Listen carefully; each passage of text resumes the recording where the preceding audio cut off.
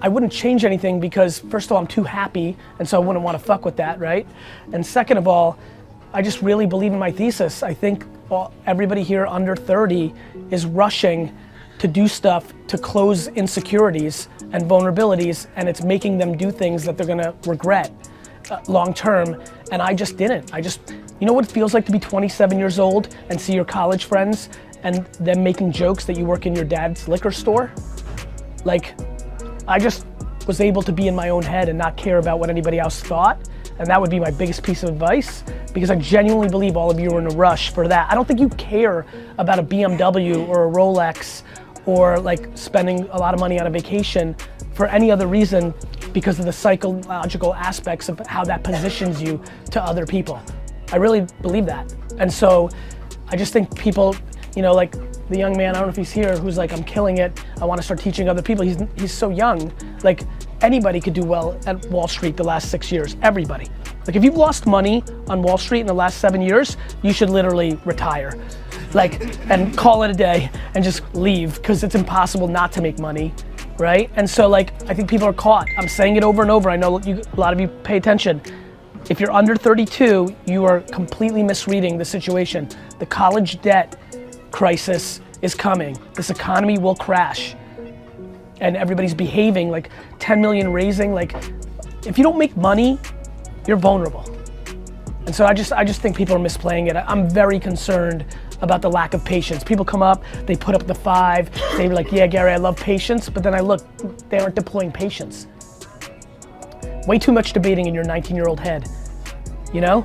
Eat shit for 10 fucking years, work for somebody that's smart for free, make minimum wage, live with 7 homies in a 1-bedroom apartment. That's the best way you'll enjoy the rest of your life. That's the furthest thing from people's minds. Everybody's gonna crush it and start a business and fucking kill it. Everybody's so fucking great. 99% of these people in this room have no shot of building a business that is long-term successful unless they go super long tail and super patient. The number one thing I tell all my client service people is you can only control what you can control. Most of my client people are so ideological about their clients. 100% of VaynerMedia's clients don't do even 50% of what I want them to do. Let me just say this very clear. 100% of VaynerMedia's clients aren't even 50% doing behavior I want them to do to make their business bigger. And I'm GaryVee. You know, like, so, you know, I think you need to be historically correct. So I think the other mistake that people make is the other way, which is you pander to the client. And you're saying the things that you know they want to hear. You need to be historically correct. You know, if you believe in something, you have to die on that sword, because it feels really bad when then that plays out, but you never said anything because you knew the client didn't want it, and then they're blaming you for it, and you're like, fuck, I always knew it. That's a way worse L than dying on your own sword. And just recognizing that you can't control shit. Like, today it's going great, and now that person rotates or leaves the company and your new person sucks. Like, I don't dwell on the shit I can't control. I wanted to eat shit for a decade and build this Vayner machine so I could buy businesses. So I won't fire the clients because I have a mission in a 50-year macro.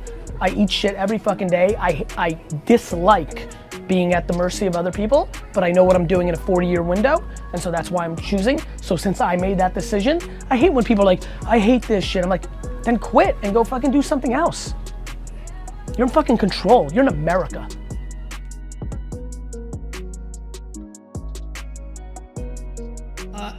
You know, actually, how many people in this room are immigrants or children of immigrants? Please raise your hand.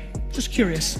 So for the hands that are in this room, they know something that I know, which is immigrants have an amazing advantage. They have a very tried and true strategy that we could all learn from. What immigrants are very good at doing is when they come to a new country, they work and they don't spend any money on dumb shit for 10 years. And so that's what my parents did. And eventually my dad was able to buy a small liquor store in New Jersey. I was a very entrepreneurial kid. I was day trading attention from a young age. I had 6 lemonade stands when I was 7 years old, and I would spend all my time trying to figure out what tree and what pole to put the signs on, because I was watching people drive and trying to figure out what signs. I was a very sick child. When I was 12 and 13, I was selling baseball cards, which were very popular in the United States at the time, and I was making $1,000 to $2,000 a weekend selling them in the malls of New Jersey, which was great, and I was rich for a young kid, and it was fantastic. But then my career changed. My dad dragged me into the liquor store, and I hated it at first, but luckily I realized that people collected wine. I was into collecting sports memorabilia. That was my passion, that was the connection. And I decided that I was gonna jump into my family business, open up 4,000 liquor stores across America, sell the franchise one day, and buy the New York Jets American football team, because that is my dream. You two stand up, you two stand up. Let's clap it up for these guys.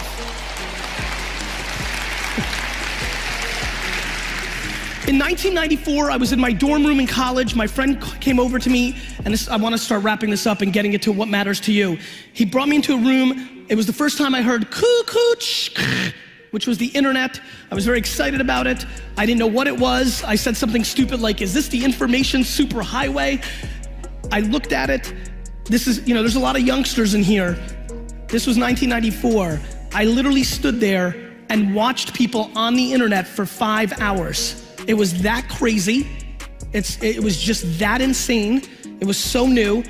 And when I finally had my turn to go on there, within 20 minutes, I landed on a message board where people were trading and buying in cards, baseball cards. And I realized, my God, I can do business on this thing. And over the next year, I went headfirst and learned about eBay, learned about what was going on in Amazon, started learning the early internet culture, and in 1996, I launched WineLibrary.com, one of the first 2 e-commerce wine businesses in America.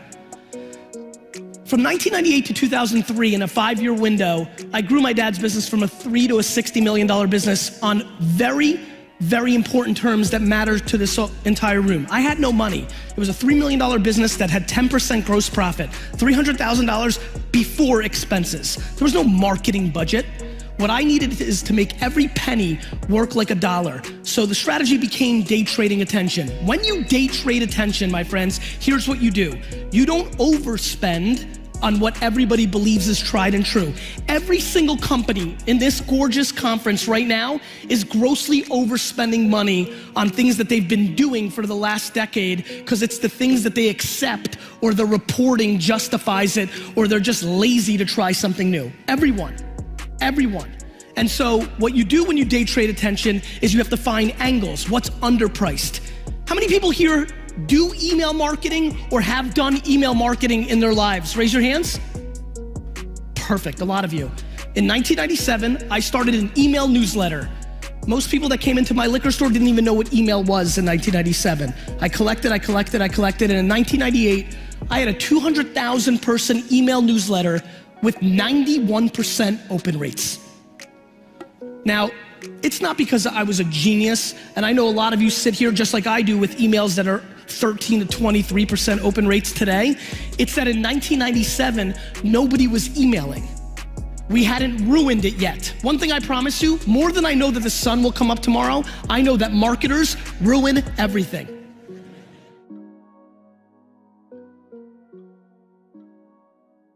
I never try to sell to people who are unsellable. I just don't try to convince anybody. If I have a meeting, like at a diner with some pancakes, I meet the guy, I tell him my piece, he says no, I'm like, cool, mazel tov, see ya. Just like the film that dude made. Like, I don't care what Goran does, I don't care what any of you do. Like it would be much better if you did it and it worked and you email me in 4 years and I'd feel really nice, and if your life is better, it's good. But at the end of the day, I can't control you. Like, I can't control you. Like, I love this new kick where, like, as you guys know, I'm like, stop watching me, right? So people think it's cool to email me and say, I've stopped watching you, I've unsubscribed. But then they're, let me get to the punchline. But then I watched it because I was curious. I'm like, I was pumped about that at first until I caught something in a stream once, which put me down a rabbit hole. Now I look at their behavior. So literally, this is how I think people are misplaying it. They're watching my stuff. I'm proud about my stuff. I think it works. They see a piece of content where I get on this tangent that I'm desperate for you guys to do. I'm so desperate for you actually to execute that I get to the extreme where once in every 4 months I'll look at the camera and be like, stop fucking watching me, just do. So I've watched all the people that are saying that, so they stop watching me and then they go watch worse shit. Like, everyone's just like checking boxes. Oh, GaryVee told me to stop watching, to go do. I've unsubscribed from his YouTube. Just a bunch of fucking keyboard warriors. Everybody's real fucking fancy on their Instagram photo and their profile and what you say on Twitter, but nobody's fucking doing it. Like, it's super easy to me to look in your face and say eat shit for 10 years, because I did it. I lived in New Jersey. I didn't go out in New York City in my entire 20s. That's just fucking facts. That's hard for a 20-year-old dude. But I was on a mission. And by the way, not all of you should, most of you should not be on the mission that I'm on, which means you can go out and you can do things. But everybody's talking shit. A lot of fucking talk. Lots of fucking talk.